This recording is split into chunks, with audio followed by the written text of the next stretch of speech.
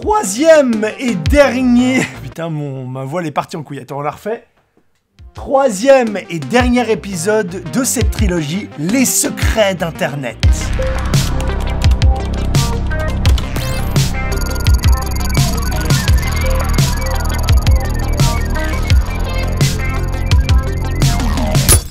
Ah la merde! Dans cette série, je vous donne des choses cachées sur Internet ou des sites web pas connus et très marrants sur lesquels vous allez pouvoir vous amuser. Internet, c'est vraiment un énorme univers à la fois fou, fascinant et flippant. Par exemple, il n'y a pas longtemps, j'ai appris que la majorité des utilisateurs du web n'étaient pas des êtres humains. Oh putain, c'est flippant. Mais des bots, des logiciels programmés pour effectuer des tâches en arrière-fond. Des robots. Oh putain, c'est flippant. Les humains représentent seulement 48% du trafic sur le web.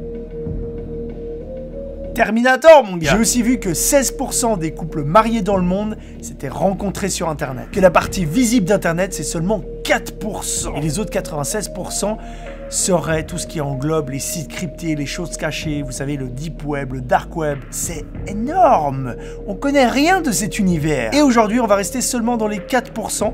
Il y a déjà tellement de trucs à découvrir. J'ai fait une petite liste, alors c'est parti.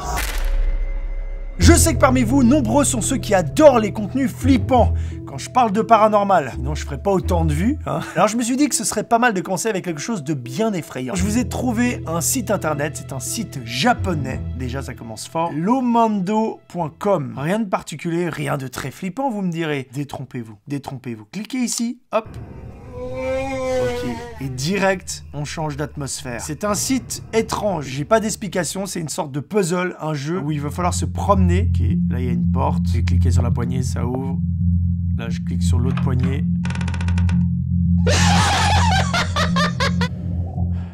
Voilà, c'est très flippant.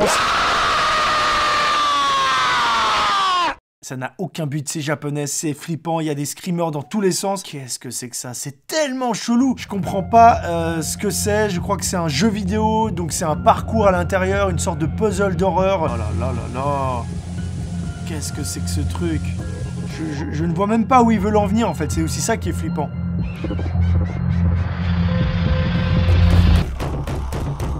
Putain! On va tout de suite arrêter ce site et passer au prochain, parce que là... ça commence à être bizarre, trop bizarre. Est-ce que vous vous êtes déjà demandé quel était le premier site internet? Parce que moi je me suis posé la question et en fait quand j'ai vu la réponse je me suis dit ah mais ouais c'est vrai en fait je le savais, évidemment que je le sais. Il a été créé en 1991 et c'est info.cern.ch.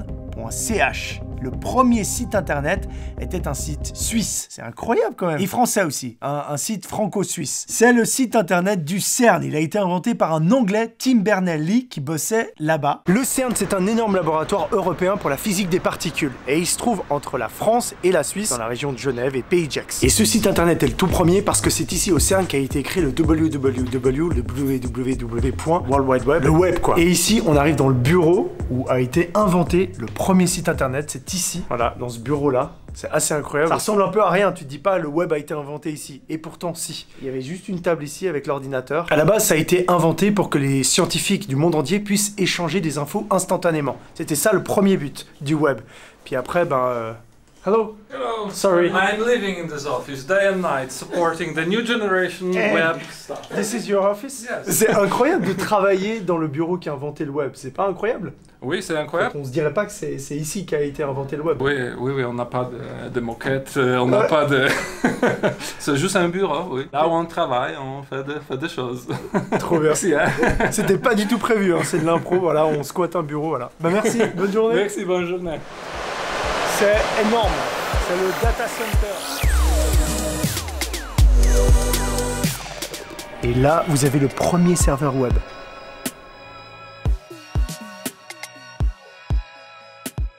Cette vidéo est à nouveau sponsorisée par NordVPN, comme dans l'épisode 2. Et pour ceux qui ne le savent pas, mais ça m'étonnerait, NordVPN est une application qui peut s'utiliser sur son mobile et sur son ordinateur. Elle protège votre trafic en ligne, sécurise votre connexion, elle permet de protéger vos données dans des réseaux publics, comme par exemple à l'aéroport sur des Wi-Fi publics, mais aussi chez vous. Et ça peut aussi vous permettre d'accéder à vos contenus à l'étranger, qui sont géolocalisés, uniquement disponibles dans certains pays. Pour plus d'informations comme d'habitude, tout est dans la description. Aujourd'hui, tout le monde utilise les emojis. Eh bien, il y a un site super sympa qui s'appelle Emoji Tracker qui va répertorier instantanément les emojis utilisés sur Twitter. Et c'est un truc de malade mental. Regardez ça! On dirait presque un truc de bourse, c'est de la folie. Et ça va de l'émoticône le plus utilisé au moins utilisé. Par exemple, le plus utilisé, c'est le smiley mort de rire, quoi. Tu cliques dessus, regardez, vous voyez instantanément les tweets qui l'utilisent. C'est ouf! C'est ouf. Si on regarde le drapeau français, il est pas mal utilisé quand même. Voilà, on voit les tweets. C'est incroyable. Wow, le troisième le plus utilisé, c'est un symbole recyclé. C'est étonnant ça quand même. C'est ouf. J'aurais pensé que c'était un cœur ou un truc comme ça. Ah, le cœur c'est le deuxième. Les gens utilisent pas mal l'émoticône flanc. C'est très étrange quand même. Et le symbole le moins utilisé, c'est celui-là. A, B, C. Ok. Eh bien, vous savez ce qu'on va faire. À partir de maintenant, je m'engage à utiliser régulièrement cet émoticône. La majorité des gens qui ne voient pas cette vidéo vont pas comprendre, mais c'est pas grave. Comme ça, peut-être qu'il va grimper dans Emoji Tracker et on le fera tous ensemble, vous pouvez m'aider, lui faire gagner quelques places et ça va être mon but. Voilà, ça va être ça en 2019, je vais essayer de faire gagner quelques places à cet émoticône que beaucoup de gens oublient. C'est vraiment le genre de site interactif qui, moi, me fait kiffer. Petite parenthèse, vous étiez très nombreux dans les commentaires du deuxième épisode des Secrets d'Internet à suggérer l'easter egg avec le mot Thanos. Tapons Thanos dans Google et regardez ce qui se passe.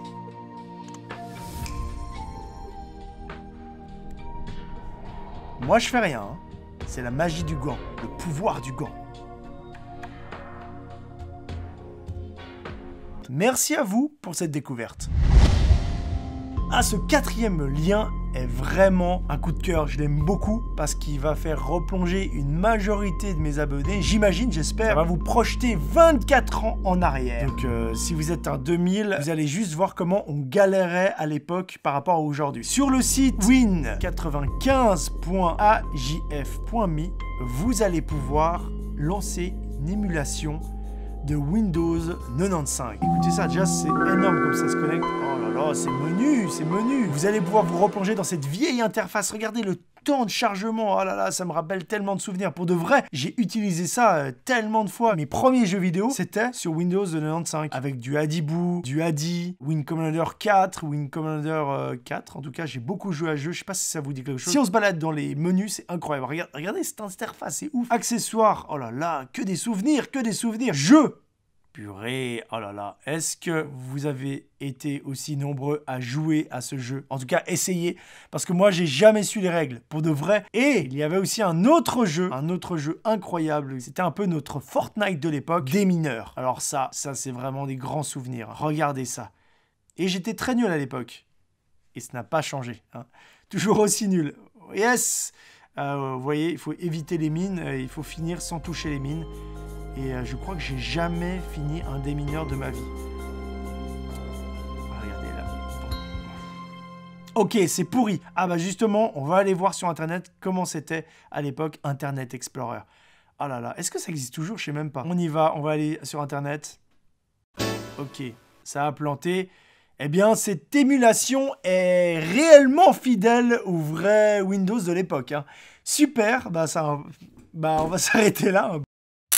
Vous le savez très certainement, il y a une tradition, je suis sûr que vous ne le savez pas du tout, parce que si ça se trouve, vous découvrez maintenant la chaîne, ou vous avez vu que le premier épisode, ou que le deuxième... Bref, il y a une tradition dans cette série, les séries d'Internet. Oh là là, vous le savez, il y a une... Attends, je reprends tout depuis le début. Il y a une tradition dans cette série, c'est de vous présenter un jeu vidéo. Et j'en ai choisi un là qui est très bien parce que il est basé sur la pop culture. Donc je pense que vous allez grave kiffer. Ça va parler de cinéma, de séries, de films, etc. Je vous montre ça tout de suite. C'est un jeu qui s'appelle monsieurtrouve.com. En gros, on va en faire un ensemble, mais vous avez des scènes comme ça, tac tac, et il va falloir trouver des références. C'est une sorte de quiz. C'est très bête, mais moi j'ai trouvé ça génial. J'en ai fait quelques-uns et je vais en faire un autre avec vous. Yes! Alors, un film de Charlie Chaplin. C'est simple, c'est ici, tac. Les temps modernes, bam. Vous avez compris le fonctionnement. Un film adapté des comics Marvel, c'est ça, c'est Venom, évidemment. Un film où le héros est invisible, c'est simple, c'est l'homme invisible, voilà. Qu'est-ce qu'on a? Un film dont l'héroïne est muette. c'est elle et c'est la forme de l'eau, exactement, en français. Un film qui porte le nom d'un insecte. La mouche. Parce que c'était la science-fiction, c'est beaucoup trop simple pour moi. J'arrête là pour pas spoiler toutes les réponses et les scènes. Je vous laisse vous amuser sur monsieurtrouve.com, c'est vraiment très cool. Il y a des scènes qui sont dures, il y en a qui sont marrantes. Non, pas du tout. Il y a des scènes qui sont dures, il y en a qui sont simples. Vous allez tester. Franchement, Monsieur Trouve, si vous êtes fan de cinéma, de séries que ça va bien vous faire marrer.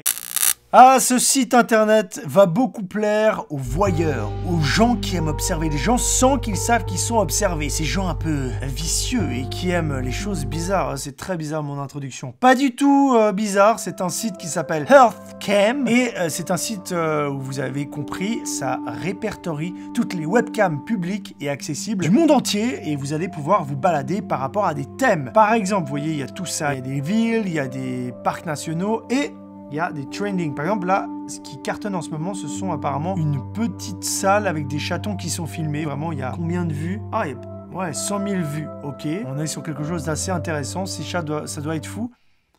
Ok, c'est de la merde. On va choisir une autre caméra. Oh là là, Faucon Cam, 6,5 millions de vues pour cette webcam qui est placée devant un nid de faucon.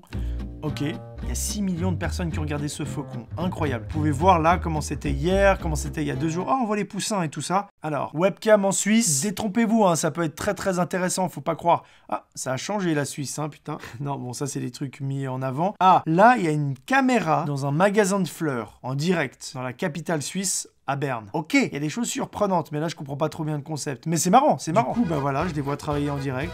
Là, on est dans la capitale de la Suisse, Berne, parce que c'est pas Genève, hein, si jamais. Beaucoup de gens pensent que c'est Genève, dont moi. Donc voilà, une webcam dans un magasin de fleurs. Bon, après, vous pouvez faire des choses nettement plus intéressantes. Hein. Par exemple, vous pouvez voir des webcams en Islande. Voilà, une caméra en Islande, on voit quelqu'un qui passe avec une voiture au loin, vous voyez là, et oh, il y a un truc qui vient de passer, c'était un oiseau ou un truc comme ça. Une webcam sur les aurores boréales aussi, ça doit être ouf ça, fais voir. Bon là tu peux descendre, tu peux voir comment c'était hier. Les aurores boréales, montre-moi un peu à quoi ça ressemble. Ok, voilà, EarthCam, c'était mon 6e lien.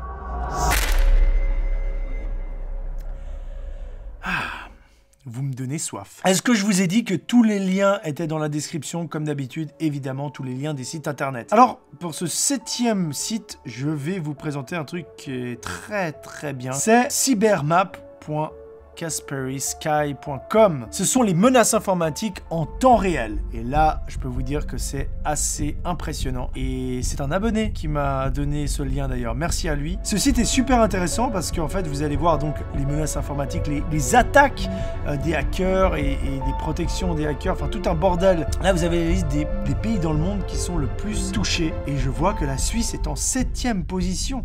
Qu'est-ce que c'est que ce bordel? C'est ouf. Là, c'est en direct. Hein. Tout ce qui se passe, c'est des attaques et des contre-attaques.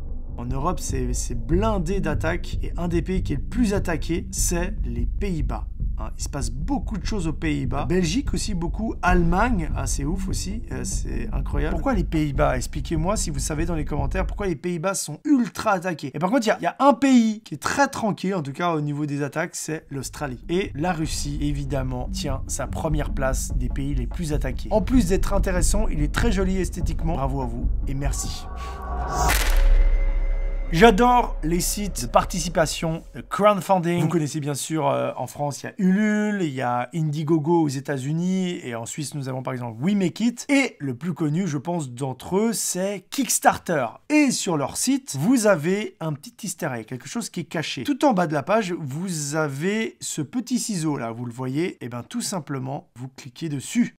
Nous vous avons préparé quelque chose. Répondez à 5 petites questions et nous vous proposons un projet en plein essor qui a besoin de votre soutien. Avec vos réponses, ils vont vous diriger vers un projet qu'il y a sur le site et qui peut vous intéresser. Première question, on va le faire ensemble. Choisissez le meilleur de tous les objets verts. Moi, je choisis la plante. Comment avez-vous fêté votre dernier anniversaire? Je ne mesure pas le temps, ni en heures, ni en jours, ni en années. Le type d'expérience créative que je préfère, les expériences de beauté. Qu'est-ce que je viens de voir? Le monde interactif, tant qu'il y a du popcorn, les rythmes qui font danser, les choses qui me donnent envie d'écrire. Ah, plein de trucs, les mondes interactifs. On va choisir ça quand même. Donc là, ils m'ont proposé ce jeu Rules and Regulation of Game of Urban Sorcery. Voilà, ils auraient dû peut-être plutôt me proposer des cours d'anglais. C'était une petite fonction cachée sur le site qu'on vient de voir, Kickstarter.